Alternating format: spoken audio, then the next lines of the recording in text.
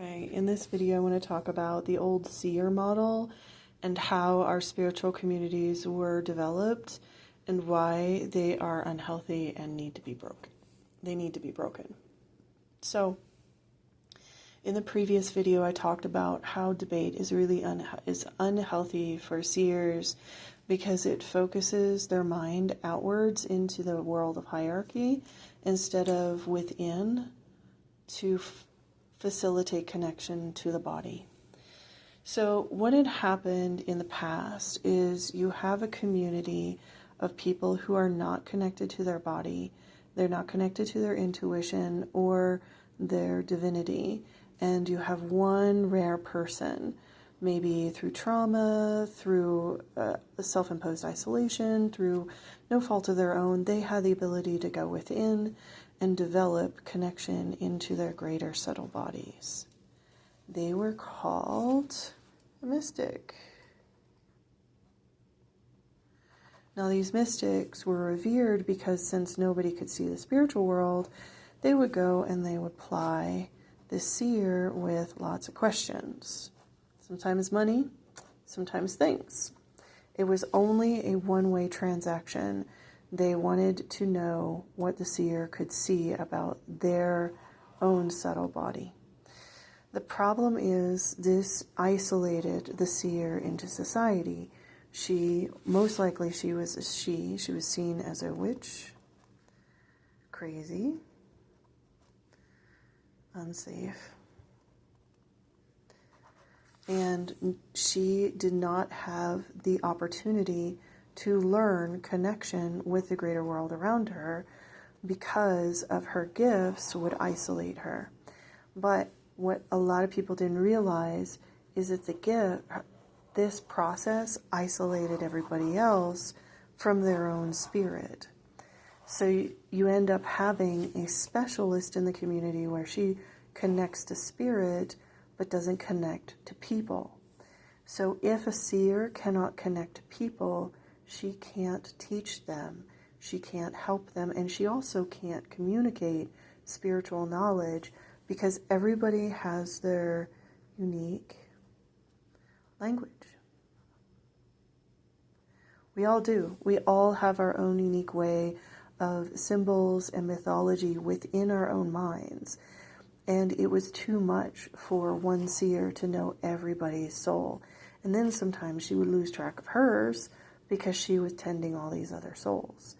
Not only that, but the amount of time and energy that she would have to do to go within to heal herself after every interaction from the people in the community, she wasn't able to work, or sometimes her body failed her.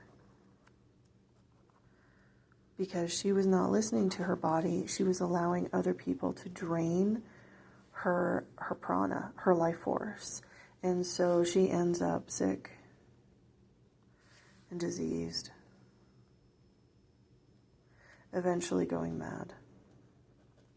And then once she is too mad for no one in the community to understand her, they would shun her completely. She'd go into the woods and she'd be forgotten about.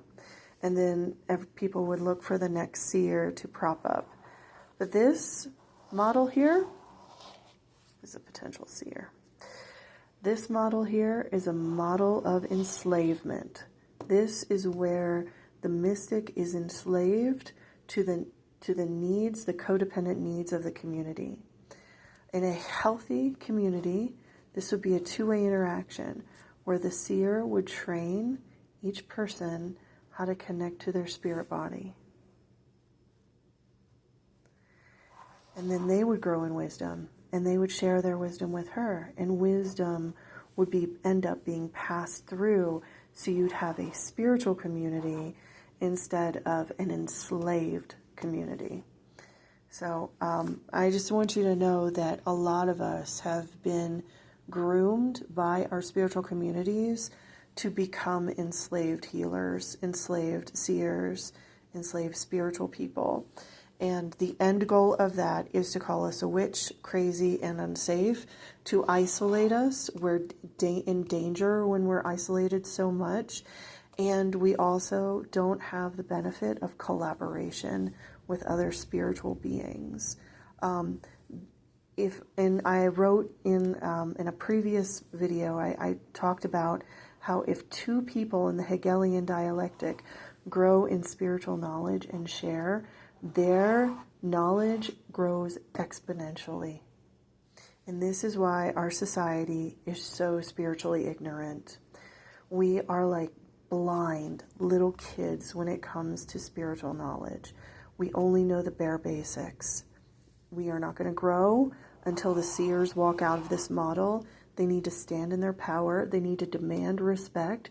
If respect isn't given, they need to be cut off. Do not engage in this behavior. You are not a puppet for the codependent needs of your community.